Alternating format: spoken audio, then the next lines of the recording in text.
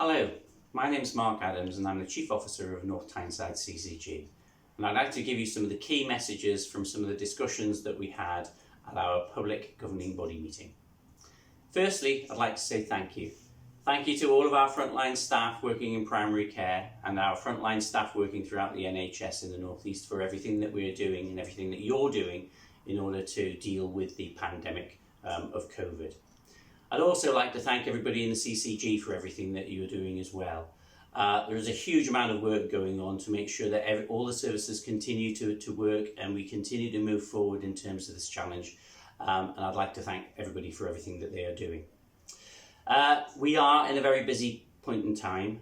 We are obviously in the second wave of COVID, and it is in a lot of ways more complex.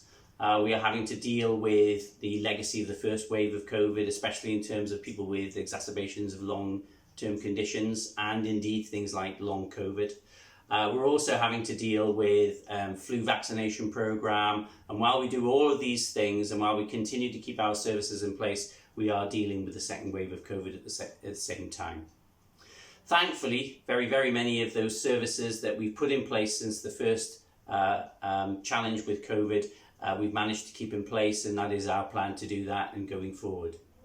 Part and parcel of that is having good and robust winter plans in place. And as a CCG, I'm working with primary care colleagues, I'm working with secondary care colleagues in the hospital. Our winter plans are in place now in order to get through winter and into next year. Part of that winter planning is dealing with, hopefully, the arrival of vaccines for COVID and how we work to vaccinate our populations who we serve.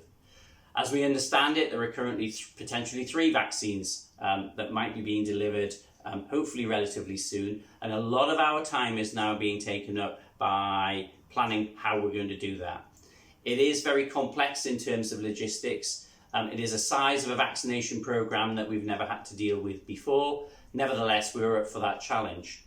That challenge will mean that by February next year, we hope to have 50% of our population vaccinated. That is the target. So lots of work to be done and a huge amount of time and effort being put in by everybody in order to try and get to that position. Finally, I'd just like to say thank you once again, and to everybody who works in the CCG and everybody who we work with, take care. Thank you.